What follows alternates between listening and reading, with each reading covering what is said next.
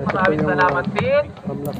So magandang hapon po sa lahat. Ng mga taga Batangas, alangan naman di magsasalita ang mga ating mahal na Batangas. Oo, siyempre tatawagin ko yung direktor ng CIO, Community Involvement Office, Social Action sa Delta, di ba?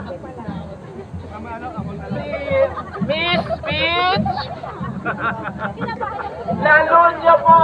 Siya po ang ating palakpakan po natin. Impromptu po lahat ito. Sabi ko lang, may konti tayong prayer service. Habang nag-iintay tayo dyan, para magkakilala tayo at siyempre, pakita natin yung ating solidarity bilang Lasalliano. Isang animo Lasal! Animo Lasal! Animo Lasal! Sige, pakinggan po natin ang message sa ating Magandang hapon po sa ating lahat. Maraming salamat po sa pagdalo ng bawat isa sa atin. Ito po yung isang pambihirang pagkakataon para may pakita natin ang Pilipinas ang ating nag-iisang pusong Lasalliano na may paninindigan at paniniwala sa tamang proseso. Maraming salamat. Thank you. At siyempre, ang tagapanguna ng ating prayer service. Sa bansa na pananatilan, lahat tayo ay pananatilan ng Lasalliano. At ito ay pangalagaan ang ating konstitusyon na hindi sinusunod ng ating mga senador na nangyalan. Sila po yung inaasahan natin na katawan sa atin at magrepresenta sa atin upang iangat ang ating mga karapatan. Pero nasa na sila ngayon? Inurungan ng buntot.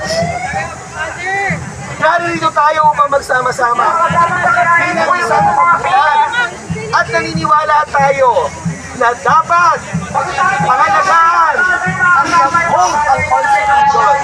Ang ginagawa ng mga senador ay hindi pag-uphold at pangangalaga ng ating konstitusyon. Kung hindi, ito ay taliwas sa kanilang sinumpaang tungkulin. Nasa na ang mga senador natin? Matagal na tayong nananaginip. Matagal na akong nagmamahasya. Pero, nung nakita ko ang circus na nangyayari na italimay sa mga telebisyon, tungkol ang pagtanso, nakawawa naman ang mga apo ko. Nakawawa naman ang mga pamangkin ko. Nakawawa naman ang pamilya ko.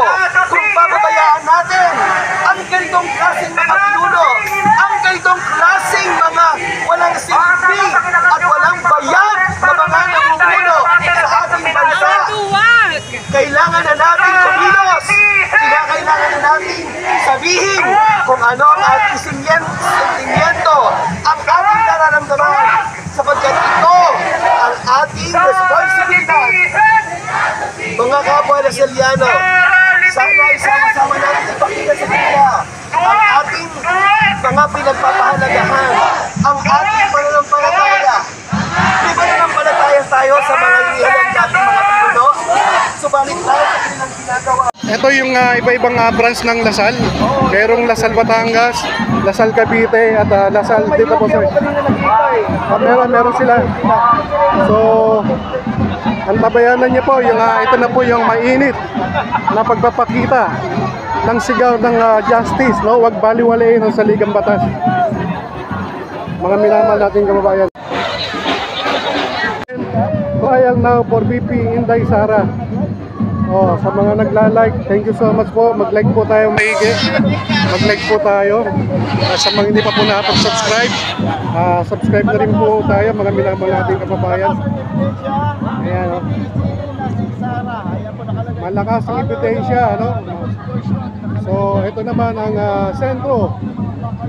Ayan, sentro, nagkaisa. Ayan na. Ito yung ano, sa may Central Luzon, mga minamahal nating kababayan. Central Luzon to, mga minamahal, nagsama-sama na.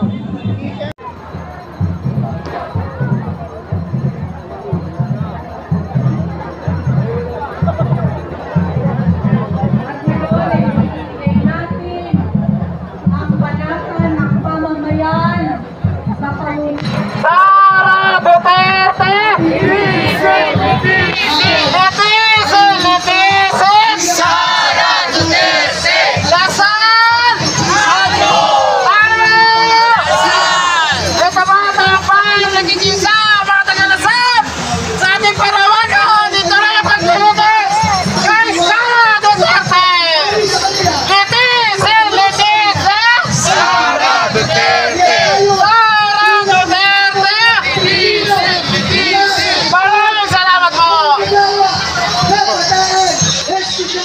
isang maalab na pagbati para sa ating lahat mula sa De La Salle, Philippines.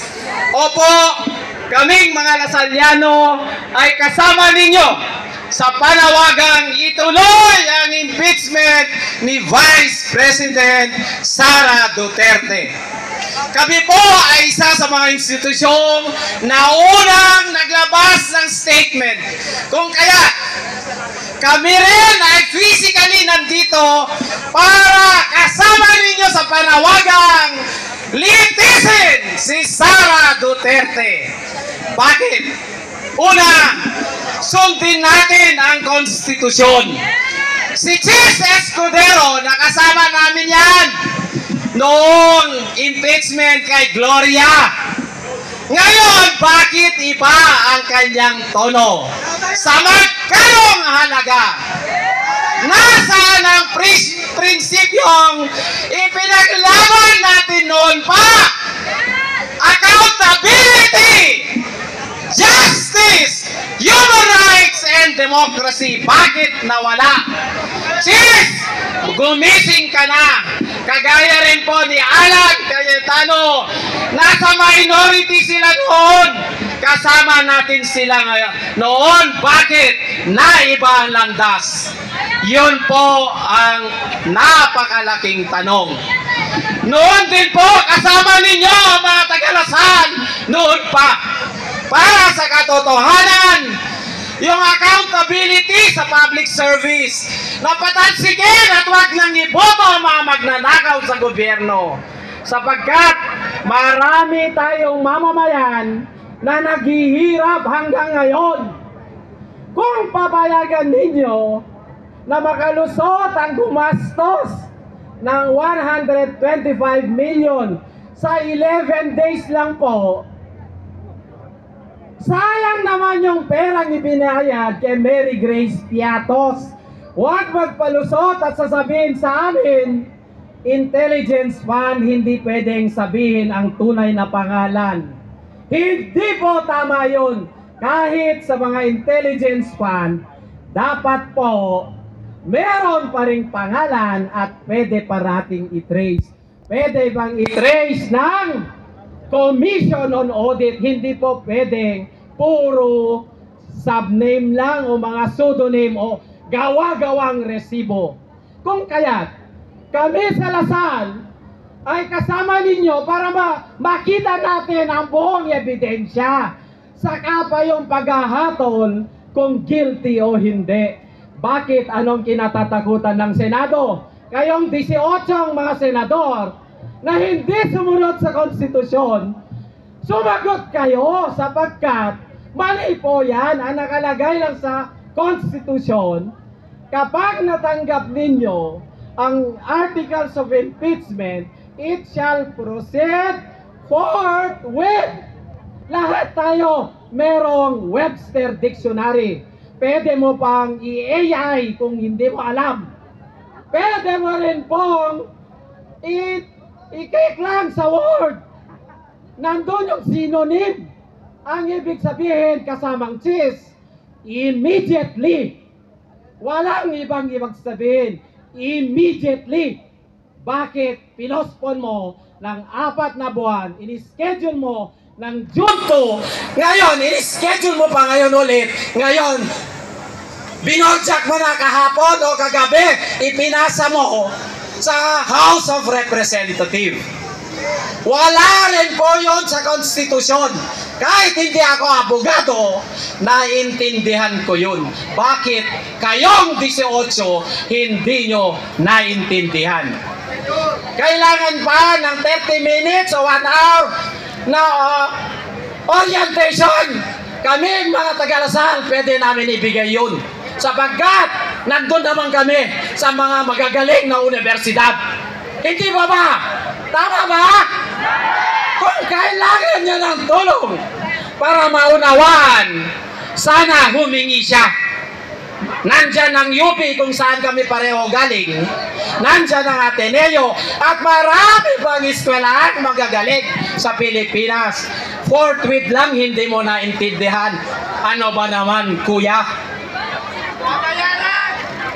Hindi ko masasabi kung nabayaran ka, pero hindi mo rin kami pagdudahan at magsuspetsya kami sa'yo.